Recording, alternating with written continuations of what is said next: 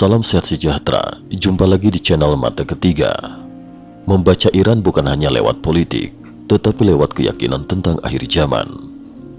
2 Maret 2026 dan jejak sejarah sejak 1979. Di tengah bara konflik Timur Tengah yang terus membesar, ada satu pertanyaan yang selama ini jarang dibahas secara jujur dan mendalam. Apa sebenarnya bahasa terdalam yang sedang dipakai Iran untuk membaca dunia? Apakah Iran bertindak seperti negara modern pada umumnya, menghitung untung rugi, menimbang kepentingan nasional, menjaga keamanan rezim, dan mengelola pengaruh regional?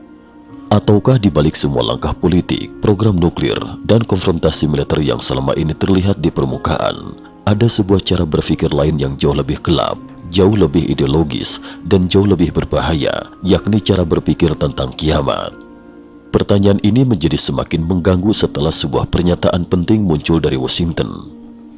Pada 2 Maret 2026, Menteri Luar Negeri Amerika Serikat, Marco Rubio, berdiri di depan gedung Kongres AS dan menerima pertanyaan para wartawan. Dalam kesempatan itu, ia melontarkan kalimat yang bagi sebagian orang mungkin terdengar seperti komentar politik biasa. Tetapi bagi mereka yang benar-benar memperhatikan Iran, kalimat itu terasa seperti membuka pintu menuju inti terdalam persoalan. Rubio mengatakan, kira-kira begini, rezim Iran dipimpin oleh kaum teologi radikal. Mereka tidak mengambil keputusan berdasarkan geopolitik, melainkan berdasarkan teologi, dan teologi mereka bersifat apokaliptik, bersifat akhir zaman.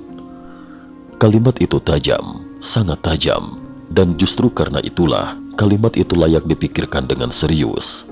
Sebab jika sebuah negara mengambil keputusan bukan terutama berdasarkan kalkulasi rasional, tetapi berdasarkan keyakinan religius tentang perang akhir, maka seluruh cara dunia selama ini berusaha memahami Iran mungkin memang salah sejak awal. Diplomasi, sanksi, tekanan ekonomi, ancaman militer, bahkan negosiasi nuklir, semua itu dibangun di atas asumsi bahwa pihak lawan masih berpikir dalam bahasa negara modern. Namun bagaimana jika yang sedang dihadapi sesungguhnya bukan sekedar sebuah negara, melainkan sebuah rezim yang percaya bahwa sejarah sedang bergerak menuju babak terakhir dan bahwa tugas merekalah untuk mempercepatnya? Disinilah rasa curiga mulai berubah menjadi kegelisahan yang serius. Ketika kecurigaan tidak lagi terasa mustahil, sebenarnya tanda-tanda keanehan Iran sudah lama terlihat. Selama bertahun-tahun, perilaku Teheran seringkali tampak tidak sepenuhnya masuk akal jika dibaca dengan logika geopolitik biasa.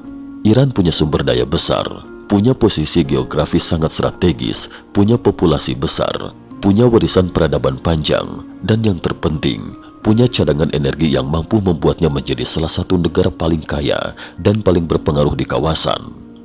Secara teori, Iran bisa memilih jalan seperti banyak negara kaya energi lainnya, membangun kekuatan ekonomi, memperkuat negara, menegosiasikan kepentingan, mengamankan rezim, lalu hidup sebagai kekuatan regional yang disegani. Tetapi Iran justru memilih jalan yang berbeda, jalan yang selalu berujung pada ketegangan, jalan yang selalu membuatnya berbenturan dengan Amerika, Israel, dan negara-negara Arab Teluk. Jalan yang membuatnya terus-menerus memelihara program nuklir, memperluas jaringan milisi, mendorong konflik proksi, dan mempertahankan slogan-slogan permusuhan yang tidak pernah benar-benar surut. Rubio sendiri bukan baru pertama kali mengatakan hal semacam itu. Jauh sebelum menjadi Menteri Luar Negeri, ketika ia masih menjadi senator pada 2015, ia pernah mengemukakan gagasan yang bahkan lebih lugas, bahwa Iran percaya sebuah perang besar terakhir akan datang, dan bahwa misi mereka adalah memicu perang itu dengan tangan mereka sendiri. Kalimat seperti itu, bila dibaca sekilas, mudah dianggap berlebihan, mudah dicap propaganda, mudah dibuang ke dalam laci besar berisi retorika anti-Iran. Namun ketika pernyataan serupa muncul berulang-ulang, dan ketika perilaku Iran sendiri terus menampilkan pola yang tidak biasa, pertanyaan itu tidak lagi mudah diabaikan. Kalau benar begitu, maka logika yang sedang bekerja bukan lagi logika diplomasi. Dan jika logika diplomasi tidak lagi menjadi fondasi, maka seluruh harapan untuk menyelesaikan persoalan Iran melalui jalan negosiasi mungkin memang sejak awal berdiri di atas tanah yang rapuh. Mengapa negara sekaya Iran tidak memilih jalan kemakmuran? Di titik inilah paradoks Iran menjadi sangat sulit diabaikan. Iran bukan negara miskin tanpa pilihan. Iran juga bukan negara kecil yang terpojok total tanpa sumber daya. Negeri itu memiliki cadangan minyak dan gas yang luar biasa besar. Letaknya mengontrol salah satu jalur energi paling penting di dunia. Secara potensi, Iran sesungguhnya punya semua syarat untuk menjadi negara kuat, sejahtera, modern, dan sangat berpengaruh. Lalu mengapa negara seperti itu tetap bersikeras menempuh jalur yang konfrontatif? Mengapa bukan kemakmuran yang dijadikan pusat agenda nasional, melainkan pengayaan uranium, pembangunan infrastruktur militer, perluasan pengaruh milisi, dan pembinaan ideologi permusuhan? Pertanyaan ini menjadi lebih tajam jika dibandingkan dengan Arab Saudi. Saudi juga negara kaya minyak. Saudi juga kerajaan dengan sistem yang tidak liberal dalam pengertian Barat. Saudi juga punya kepentingan besar dalam menjaga rezim, kekuasaan, dan pengaruh kawasan. Tetapi selama puluhan tahun, Saudi memilih jalan yang pada dasarnya pragmatis, memperkaya negara, memperkuat posisi regional, membangun hubungan dengan Amerika, membeli teknologi militer mutakhir, dan memakai uang sebagai alat pengaruh global. Pada 2017, putra mahkota Saudi, Mohammed bin Salman, melontarkan satu pernyataan yang mengguncang Timur Tengah. Ia mengatakan bahwa pemimpin tertinggi Iran, Ali Khamenei, adalah Hitler baru di Timur Tengah. Dan ia juga menegaskan bahwa Arab Saudi tidak tertarik pada bom nuklir, tetapi jika Iran berhasil mengembangkan bom nuklir, Saudi akan segera mengikutinya. Pernyataan itu membuka jendela lain. Saudi, yang juga kaya dan otoriter, tidak merasa perlu mengejar bom nuklir lebih dulu, tetapi Iran justru menjadikan jalur itu sebagai obsesi jangka panjang. Mengapa? Kalau jawabannya adalah soal kedaulatan nasional, maka Saudi juga punya kedaulatan. Kalau jawabannya adalah ancaman Barat, maka Saudi juga hidup di bawah bayang-bayang tekanan global. Kalau jawabannya adalah sumber daya, maka Saudi punya sumber daya yang bahkan lebih besar dan lebih berintegrasi ke ekonomi dunia. Namun yang membedakan Iran bukan sekedar kepentingan nasional. Yang membedakan Iran kemungkinan besar adalah jiwa ideologis rezimnya. Slogan yang tidak pernah mati dari propaganda menjadi ritual. Sejak Revolusi Iran 1979, dunia mendengar sebuah slogan yang terus bergema dari jalanan, sekolah, masjid, panggung politik, dan ruang-ruang publik Iran. Matilah Amerika, matilah Israel. Awalnya banyak orang mengira itu hanyalah slogan revolusioner, kalimat agitasi yang biasa muncul di tengah pergolakan politik. Tetapi setelah puluhan tahun berlalu, slogan itu tidak menghilang, justru semakin mengeras. Bahkan bukan lagi sekadar jargon, ia telah berubah menjadi semacam ritual ideologis yang terus diulang, diwariskan, dan dinormalisasi. Selama 47 tahun, slogan itu bertahan, dan ketika sebuah slogan bertahan selama hampir setengah abad, ia tidak lagi bisa dianggap sekedar ekspresi emosi sesaat. Ia telah menyatu dengan identitas politik rezim. Disinilah muncul pertanyaan yang jauh lebih menegangkan. Apakah selama ini Teheran memang sedang menyiapkan masyarakatnya untuk sesuatu yang lebih besar daripada sekadar konflik regional? Apakah permusuhan yang tak pernah selesai itu sebenarnya bukan tujuan akhir, melainkan alat untuk mempersiapkan dunia memasuki babak yang mereka percaya sebagai perang penentu? Petunjuk besar dari Mahmud Ahmadinejad. Untuk mendekati jawaban, salah satu tokoh penting yang perlu diperhatikan adalah mantan Presiden Iran, Mahmud Ahmadinejad, yang menjabat dari 2005 hingga 2013. Terlepas dari kontroversi seputar dirinya, satu hal yang jelas, Ahmadinejad bukan figur biasa dalam sejarah politik Iran. Ia bukan sekedar presiden administratif, ia adalah salah satu wajah paling terbuka dari keyakinan apokaliptik dalam politik Iran modern. Pada September 2012, saat berpidato di sidang umum PBB, Ahmadinejad membuka pidatonya dengan doa yang sangat tidak biasa dalam forum internasional sebesar itu. Ia memohon kepada Tuhan agar mempercepat kedatangan Imam Mahdi. Bagi sebagian orang luar, kalimat itu mungkin terdengar seperti sekadar ekspresi religius. Namun bagi mereka yang memahami teologi Syiah, kalimat itu jauh lebih berat daripada yang tampak di permukaan. Di balik doa itu, tersembunyi satu gagasan besar. bahwa sejarah sedang bergerak menuju satu momen ketika seorang tokoh penyelamat akan muncul dan bahwa dunia harus terlebih dahulu melewati fase kekacauan yang sangat besar sebelum momen itu datang. Di akhir pidatonya, Ahmadinejad kembali menyinggung janji Tuhan tentang hadirnya seorang yang saleh, seorang pemimpin akhir zaman yang akan datang bersama Nabi Isa. Saat itu, delegasi Amerika Serikat dan Israel meninggalkan ruangan sebagai bentuk protes. Namun terlepas dari protes itu, Ahmadinejad sesungguhnya telah memperlihatkan sesuatu yang sangat penting, bahwa bagi sebagian elit Iran, urusan politik dunia tidak dipahami hanya sebagai perebutan kekuasaan, melainkan sebagai bagian dari drama eskatologis, drama akhir zaman. Dan disinilah rasa dingin itu mulai merambat. Karena ketika seorang pemimpin politik berbicara tentang mempercepat kedatangan tokoh akhir zaman, pertanyaan yang muncul bukan lagi sekadar apa keyakinannya, tetapi apa yang bersedia ia lakukan untuk mewujudkan keyakinan itu. Imam yang menghilang, akar teologis dari imajinasi politik Iran. Untuk memahami seluruh kerangka berpikir ini, kita harus mundur sangat jauh ke belakang, ke tahun 874 Masehi, ke kota Samara di Irak.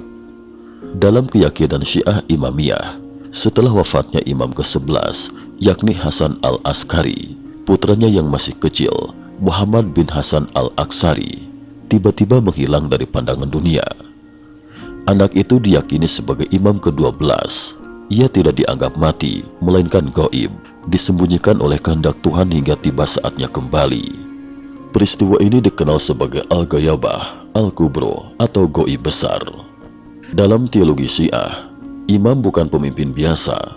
Imam adalah figur suci, pewaris otoritas rohani, pembimbing sah umat, dan pemegang legitimasi sejati setelah Nabi Muhammad.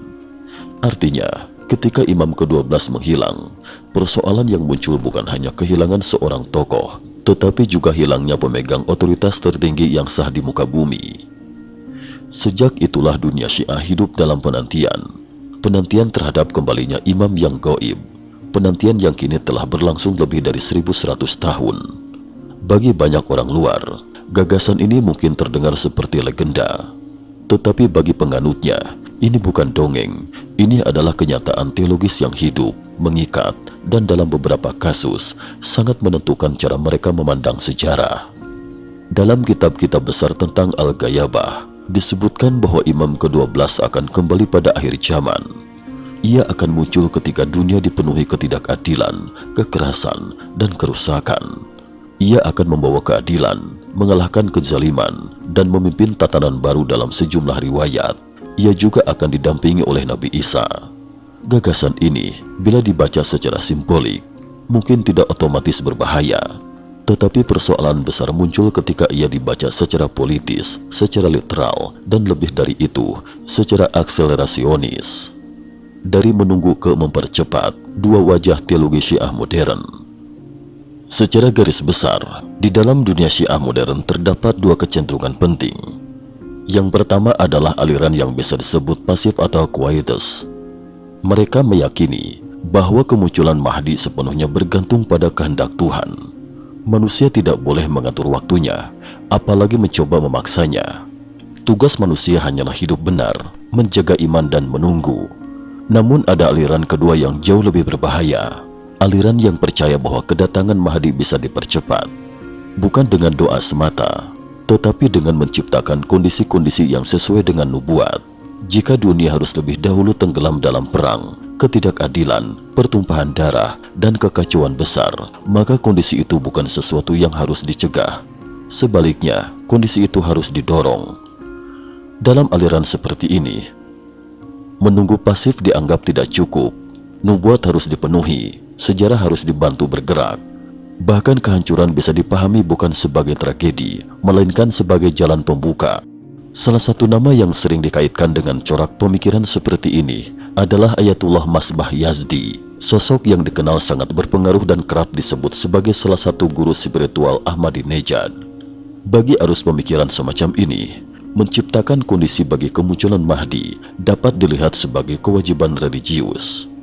Dan begitu sesuatu disebut sebagai kewajiban religius, maka ia berhenti menjadi pilihan, ia berubah menjadi tugas. Mengapa bom nuklir menjadi sangat menggiurkan dalam kerangka ini? Di titik inilah program nuklir Iran menjadi jauh lebih menyeramkan.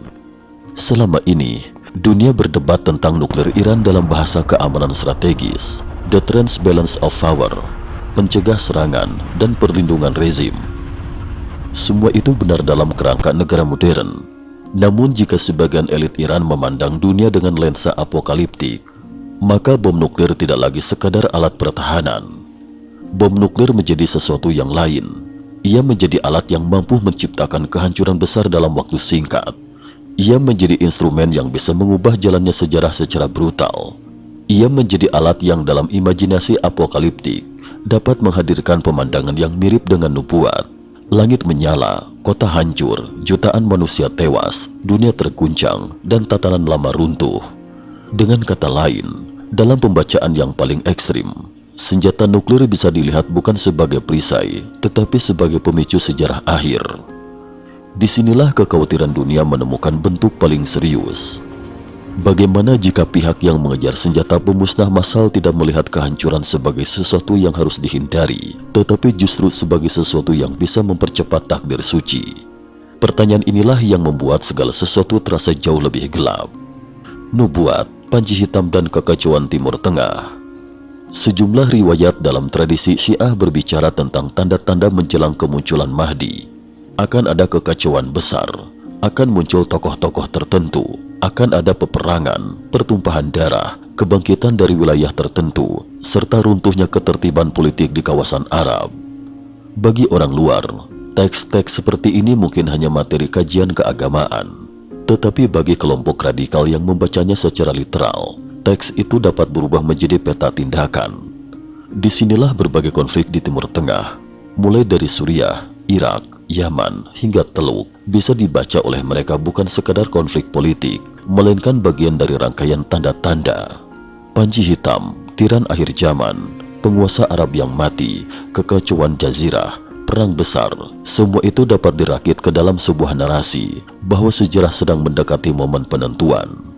Dan jika seseorang sungguh percaya bahwa semua tanda itu harus terjadi sebelum sang penyelamat datang, maka perang terhadap negara-negara Arab, konflik terhadap Saudi, permusuhan terhadap Israel, dan perlawanan terhadap Amerika dapat dipahami sebagai bagian dari proyek yang jauh lebih besar daripada sekadar geopolitik.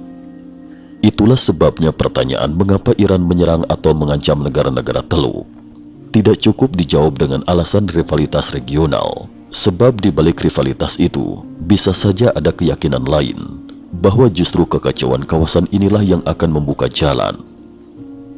Amerika sebagai setan besar, Israel sebagai musuh eskatologis. Pada 5 November 1979, Ayatullah Ruhollah Khomeini menegaskan satu konsep yang kemudian menjadi fondasi mental revolusi Iran.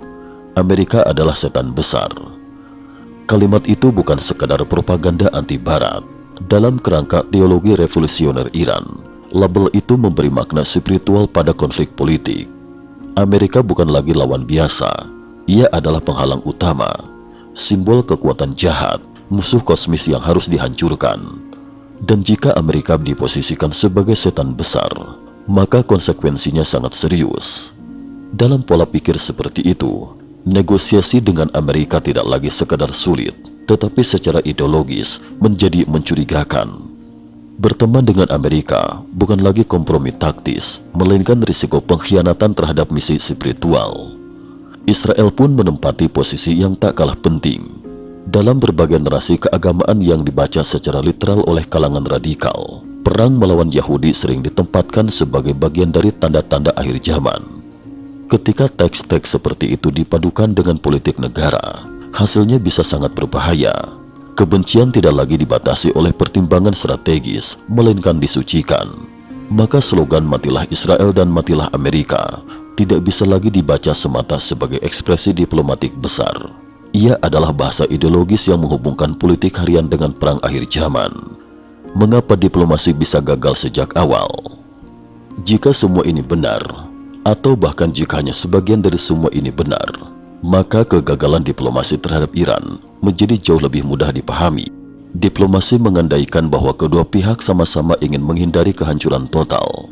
Diplomasi bekerja karena ada kepentingan bersama untuk tetap hidup, tetap stabil, dan tetap memperoleh sesuatu. Tetapi jika satu pihak percaya bahwa kekacauan global justru akan membuka jalan keselamatan suci, maka asumsi dasar diplomasi itu runtuh. Amerika dan Barat selama ini berusaha menghadapi Iran dengan tekanan ekonomi, pembatasan, negosiasi, inspeksi, dan kesepakatan. Semua instrumen itu bergantung pada harapan bahwa Teheran masih bisa ditarik ke dalam kalkulasi untung rugi. Namun bagaimana jika bagi sebagian pengambil keputusan di Iran, kerugian ekonomi hanyalah harga kecil dibanding terwujudnya nubuat? Bagaimana jika serangan militer justru dipahami sebagai pembenaran teologis bahwa zaman itu benar-benar sudah dekat? Bagaimana jika tekanan Barat justru memperkuat keyakinan kaum garis keras bahwa mereka sedang berjalan di jalur yang benar? Disitulah paradoks paling pahit muncul. Amerika mencoba memakai rasionalitas untuk melawan lawan yang tidak sepenuhnya tunduk pada rasionalitas negara modern. Dan jika itu benar, maka benturan yang terjadi bukan hanya benturan kepentingan, itu adalah benturan antara dua cara membaca sejarah. Apakah mengganti pemimpin akan mengubah segalanya? Pada akhirnya, semua analis ini membawa kita pada satu pertanyaan yang jauh lebih dalam daripada sekadar siapa yang berkuasa di Teheran hari ini. Jika keyakinan apokaliptik telah menembus struktur negara, lembaga keagamaan, pendidikan politik, budaya slogan, dan imajinasi kolektif selama puluhan tahun, maka apakah mengganti satu pemimpin sungguh cukup untuk mengubah arah sejarah Iran? Jika satu tokoh jatuh, tetapi sistem keyakinan tetap hidup, maka masalahnya tidak selesai.